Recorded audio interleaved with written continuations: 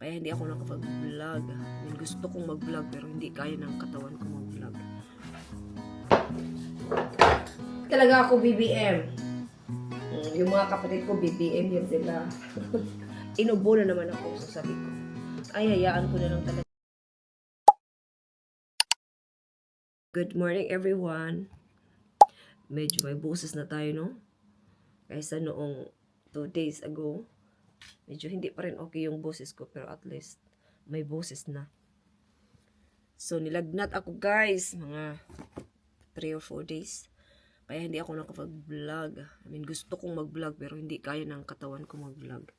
So anyway, nakaalis na si Kira, sinundo siya ng kanyang auntie.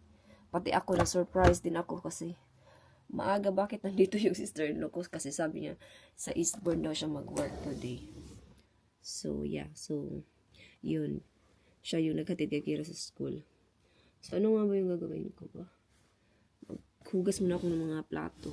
Si Dib naman, parang nagkaroon din siya ng flu. Flu kasi yung akin, hindi cold. Flu talaga. Nilagnat ako. Masakit yung ulo ko. So yun, si Dave nandito sa bahay pero mamaya aalis din yan siya. Ano nga ba yung gagawin ko eh. Alam nyo, kailangan ko nang tingin-tingin dito para sa holiday namin ba. Kasi in the coming weeks guys, mag-vlog talaga ako. Magdi-daily vlog na ako in the coming weeks.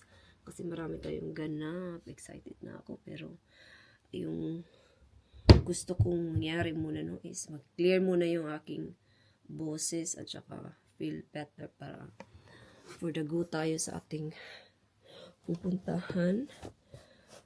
Ito yung mga napamili ko. Kailangan ko na siyang ayusin talaga. Inayos ko na yung higaan. Kahapon kasi tulog ako all day. As in all day tulog. Kaya kahapon hindi yan ayos. Ngayon inayos ko na. So, hugasan natin to.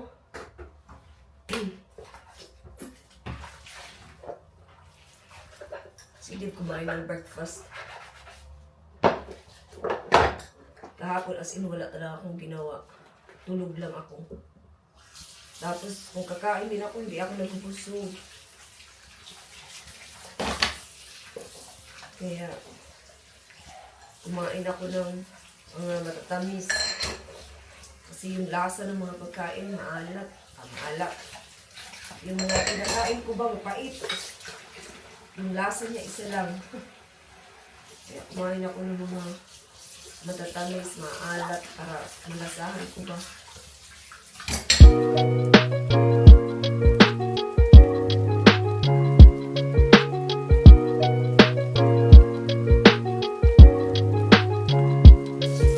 Pumunta yun si Kira nung Saturday sa London.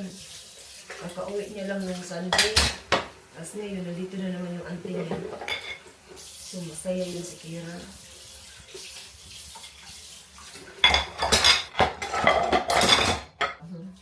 Kasi kung kilos ka ng kilos ba, hindi siya na okay agad.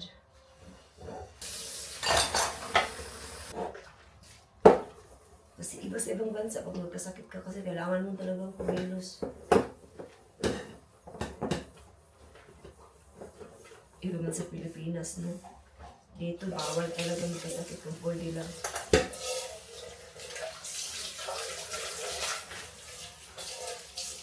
Okay.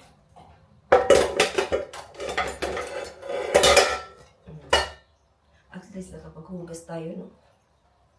First time ko naghugas in 4 days. Sige kasi naghugas kasi nga madali ako mapagod. Ngayon, okay na kasi nakapaghugas na. So, mamaya, mag-vacuum ako pero paano lang ba? Dandahan lang. So, nakaligo ng person. Gutom na ko ba pero hindi ko alam kung ano yung kakainin ko. So, magtimpla na lang ako ng tea. Tapos mag-toast. Yun na lang muna. Si Dib nakaalis na. Ako na lang isa dito. Ay. Lagyan natin ng konting sugar. Sana bukas maka-work na ako nun.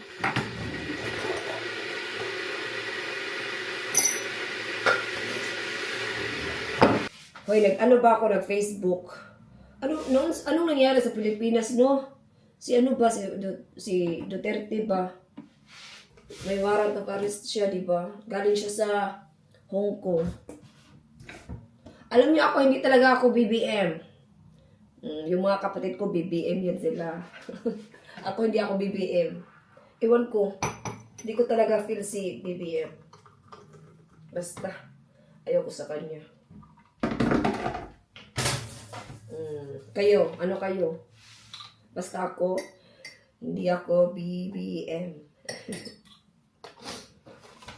hindi ko pa tinapos yung video. Tapusin ko muna to. Ang daming ganap sa Facebook. Wait lang.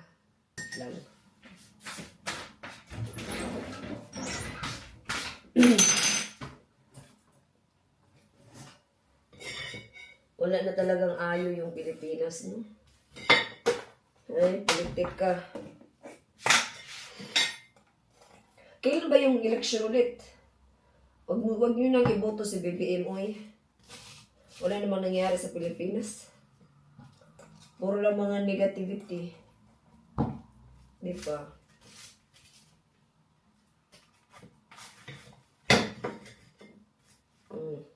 Kain na tayo, eh. Nagutom ng person, eh.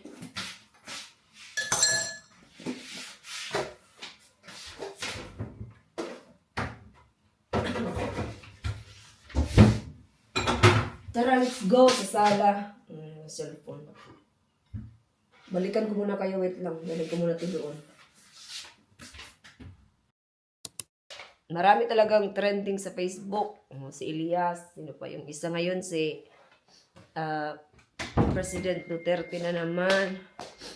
Alam nyo ba, hindi naman ako, I'm not really a fan of, hindi naman ako fan ng mga politiko, mga ganun, no? Pero marami kasi sa Facebook.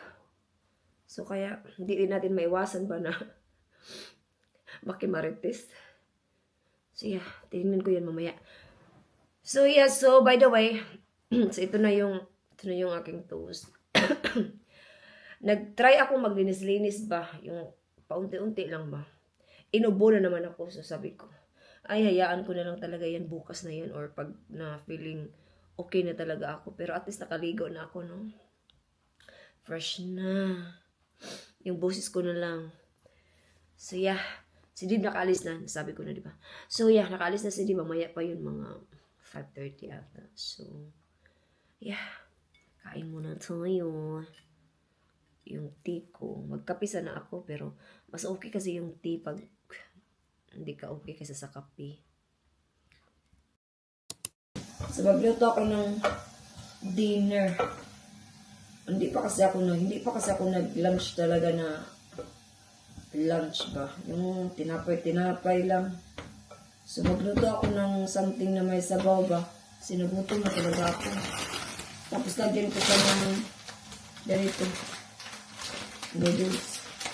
Para may sabaw. Si Kira nandun sa lula niya kasi nandun yung auntie niya, diba? So mamaya po yung uwi. Kasi pupunta yun si sister-in-law ko at saka si mother-in-law sa hospital. Kasama din yun si Kira kasi nandun si father-in-law. Pero uwi na din nata yun siya mamaya. Kahapon lang siya nandun tapos uwi na siya mamaya.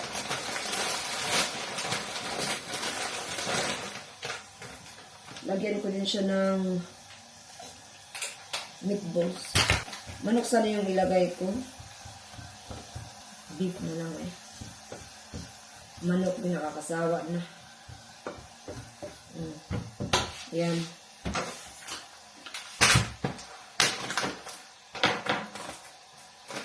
Siguro 3 lang. Ako lang naman yung kakain. Yan na yan.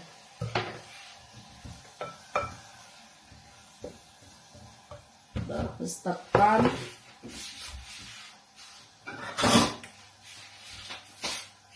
Okay. Soup na yan. Tapos lagyan ng noodles. Tapos luto na. Kain ako. Tingnan niyo yung aking hitsura eh. Lagay ko lang siya dito. Para sa, doon na ako sa sopa kakain. Hindi ko siya tinikman. Lagyan ko lang ng tuyo, paminta. Okay na yan ay.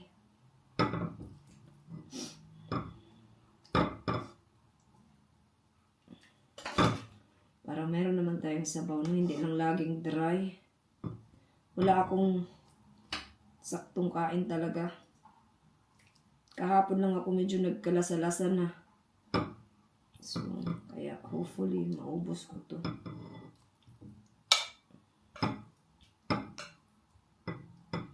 Wala, lahat na eh.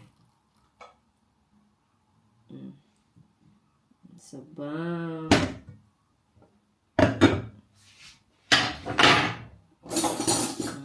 Yan. Tignan natin, be.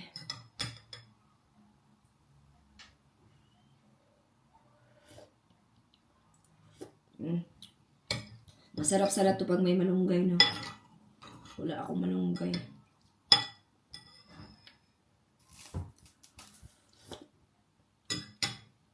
Okay. Let's go. Si Dib na sa sala. Tulog o nag-relax kasi nga masama din yung pakiramdam niya. Back to cellphone kasi yung camera ko nasa kwarto, ayoko nang kunin. Hindi mahaba yung vlog na to nung kasi nga hindi pa naman ako totally okay. So medyo yung voice ko ba nag-ano na naman. So I think i-end ko na dito yung vlog para makapag-relax ako at i-edit ko to para ma-upload ko bukas. Si Kira nasa kwarto niya. So mag-shower na yan mamaya-maya. So yeah, so yun lang yung dinner ko. Si Dib kumain natin yung kinain niya is chicken pie at saka mash. So may gravy ganun. So si Kira na lang. Or I think kumain na yung si Kira doon sa lula niya. Tanungin ko muna siya. So yeah, so thank you so much guys for watching. And I hope to see you guys on my next one. Bye!